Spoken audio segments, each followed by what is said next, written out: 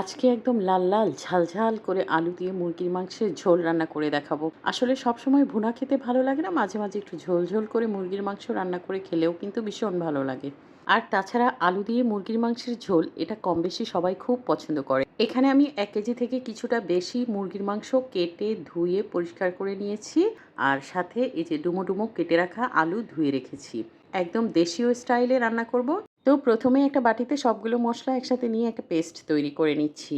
মশলার জন্য এখানে নিয়েছি 1 চা চামচ লবণ, 1 টেবিল চামচ মরিচ গুঁড়া, 1 চা চামচ হলুদ গুঁড়া, আর সাথে 2 টেবিল চামচ ধনিয়া গুঁড়া, 1 চা চামচ জিরা গুঁড়া। হাফ কাপ পানি দিয়ে এখন সবগুলো মশলা সুন্দর করে একটা পেস্ট তৈরি করে নিচ্ছি। এভাবে মশলার পেস্ট তৈরি করে মাংস রান্না করলে দেখবেন আলাদা একটা ফ্লেভার পাওয়া যায়, আর এটা খেতে কিন্তু অনেক ভালো লাগে। এই যে আমি মশলার পেস্ট তৈরি করে নিয়েছি, এখন এটাকে একপাশে রেখে দিচ্ছি। মাংস রান্নার জন্য চুলায় একটা হাঁড়ি বসিয়ে দিয়েছি। এখানে আমি 1/4 কাপের মতো তেল দিয়ে দিয়েছি। তেলটা একটু গরম হলে এখানে কিছুটা গোটা গরম মশলা দিয়ে দিচ্ছি। লং, এলাচি, দারচিনি, তেজপাতা, এই যে এগুলো গরম মশলাগুলো 30 সেকেন্ড মতো ভেজে নিয়েছি। এখন দিয়ে দিচ্ছি হাফ কাপ পেঁয়াজ কুচি। এই পেঁয়াজ কুচিটা ভালো মতো এখন একটু তেলের মধ্যে ভেজে নিব। এই মোটামুটি ব্রাউন কালার করে নিব। হালকা যখন একটু এরকম ব্রাউন কালার হয়ে আসবে তখন এর মধ্যে দিয়ে দিচ্ছি আদা বাটা এবং রসুন বাটা। এখানে 1 টেবিল চামচ করে আদা বাটা এবং রসুন বাটা আছে। আদা রসুন বাটার সাথে আমি কয়েকটা কাঁচামরিচ ফালি করে দিয়ে দিয়েছি। 1 মিনিট মতো ভেজে নিব যাতে করে আদা এবং রসুনের কাঁচা গন্ধটা চলে যায়। আদা, রসুন, পেঁয়াজ, কাঁচামরিচ সবকিছু প্রায় 1 মিনিটের মতো ভেজে নিয়েছি। এবার দিয়ে দিচ্ছি তৈরি করে রাখা সেই মশলার পেস্ট। মশলাটা দেখতে একদমই বাটা মশলার মতো মনে হচ্ছে। বিশ্বাস করেন, এভাবে আপনারা একবার মশলার পেস্ট তৈরি করে মাংস রান্না করে দেখবেন। গ্রামে বাটা মশলা দিয়ে মুরগির মাংস রান্না করলে যেরকম টেস্ট পাওয়া যায় ঠিক ওরকম একটা টেস্ট পাবেন। আমি মশলাটা প্রায় 2 মিনিটের মতো তেলের মধ্যে মিডিয়াম আঁচে ভেজে নিচ্ছি। এভাবে মশলাটা যখন একটু ভেজে নিবেন এর ফ্লেভারটা আরও বেশি স্ট্রং হবে। মশলাটা যখন ভাজা ভাজা হবে একটা সুন্দর স্মেল বের হবে, ঠিক এই পর্যায়ে হাফ কাপ পানি দিয়ে দিয়েছি মশলা কষানোর জন্য। আপনারা এখানে চাইলে গরম পানি ব্যবহার করতে পারেন। এখন আমি ঢাকনা দিয়ে ঢেকে অপেক্ষা করব মশলা কষে যাওয়া পর্যন্ত।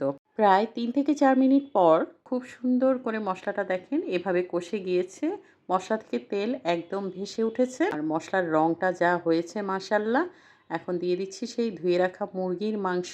নেড়েচেড়ে মশলার সাথে ভালো মতো মাংসটা মিশিয়ে নিচ্ছি যাতে করে মশলা সবগুলো মাংসের গায়ে ভালো মতো লেগে যায়। ঢাকনা দিয়ে ঢেকে সুন্দর করে মাংসটা কষিয়ে নিব প্রায় 5 থেকে 7 মিনিটের জন্য। মাঝামাঝি সময়ে মাংসটা একবার নেড়েচেড়ে দিচ্ছি। চুলার আঁচটা আমি এ সময় মিডিয়ামে রেখেছি। ভালো মতো একটু নেড়েচেড়ে দিয়ে এখন দিয়ে দিব এর মধ্যে কেটে রাখা আলু, আর সাথে দিয়ে দিব একটা টমেটো। হাতের কাছে টমেটো না থাকলে স্কিপ করতে পারেন, তবে টমেটো দিলে মাংসের টেস্টটা একদমই চেঞ্জ হয়ে যায়, খেতে অনেক ভালো লাগে। আলু, টমেটো, মাংস সবকিছু ভালো মতো মিশিয়ে দিয়েছি। এখন ঢাকনা দিয়ে ঢেকে আরও কিছুটা সময় আমি কষিয়ে নিচ্ছি। তো ফিরে আসছি প্রায় 5 মিনিট পর। 5 মিনিট পর দেখেন মাংসটা মাশাআল্লাহ কত সুন্দরভাবে কষানো হয়ে গেছে। মাংস থেকে তেল আলাদা হয়ে গেছে। আর যেই টমেটোটা দিয়েছিলাম সেটাও মোটামুটি গলে মাংসের সাথে মিশে গিয়েছে। আসলে যেকোনো রান্নার স্বাদ নির্ভর করে মশলা কষানোর উপরে। মশলা এবং মাংস আপনি যত সুন্দর করে সময় নিয়ে কষাবেন তত বেশি মজা হবে। আমি ঢাকনা দিয়ে ঢেকে লো ফ্লেমে আরও কিছুটা সময় কষিয়ে নিয়েছি। এখন ঠিক এই পর্যায়ে এসছে, মশলা ভালো মতো কষানো হয়ে গেছে, মাংসটাও কষে গেছে। দিয়ে দিচ্ছি ঝোলের জন্য পরিমাণ মতো পানি। এখানে আমি 2 কাপ গরম পানি ব্যবহার করেছি। যে কোনো ধরনের তরকারি বা মাংস রান্না করার সময় অবশ্যই গরম পানি দিয়ে ঝোল দেওয়ার চেষ্টা করবেন। এতে করে মাংসের স্বাদ আরও দ্বিগুণ বেড়ে যাবে। ঠান্ডা পানি দিয়ে ঝোল দিলে মাংসের টেস্টটা কেমন জানি এক ধরনের পানসে পানসে টাইপের হয়ে যায়। তো ঢাকনা দিয়ে ঢেকে আমি পছন্দ মতো ঝোল না আসা পর্যন্ত রান্না করে নিয়েছি। এখন ঢাকনা খুলে দেখেছি মাংস মোটামুটি সেদ্ধ হয়ে গেছে। ঝোলের পরিমাণটাও আমার পছন্দ মতো পর্যায়ে চলে এসছে। দিয়ে দিচ্ছি হাফ চা চামচ গরম মশলার গুঁড়ি, আর সাথে দিয়ে দিচ্ছি কয়েকটা কাঁচামরিচ, বেশ কিছুটা পরিমাণ ধনেপাতা কুচি দিয়ে দিচ্ছি। আর এই ধনেপাতা কুচিটা দিলে মাংসের ফ্লেভারটা আরও বেশি স্ট্রং হবে। একটু নেড়েচেড়ে মিশিয়ে ঢাকনা দিয়ে ঢেকে আর 2 মিনিটের মতো রান্না করে নিব। এতে করে ধনেপাতা আর কাঁচামরিচের ফ্লেভারটা মাংসের মধ্যে ভালো মতো ঢুকে যাবে। তো 2 মিনিট পর এই যে আমার মাংসটা রান্না হয়ে গেছে, আমি চুলার ফ্লেমটা বন্ধ করে দিয়েছি। মাশাআল্লাহ, মাংসের রংটা যেমন সুন্দর হয়েছে খেতে তার চেয়েও বেশি মজা হয়েছে। এভাবে একবার রান্না করে গরম ভাতের সাথে খেয়ে দেখবেন, খেতে দুর্দান্ত লাগে। রেসিপি ভালো লাগলে শেয়ার করবেন, নতুন রেসিপি দেখার জন্য পেজ ফলো করবেন। সবাইকে ধন্যবাদ, ভালো থাকবেন, আল্লাহ হাফেজ।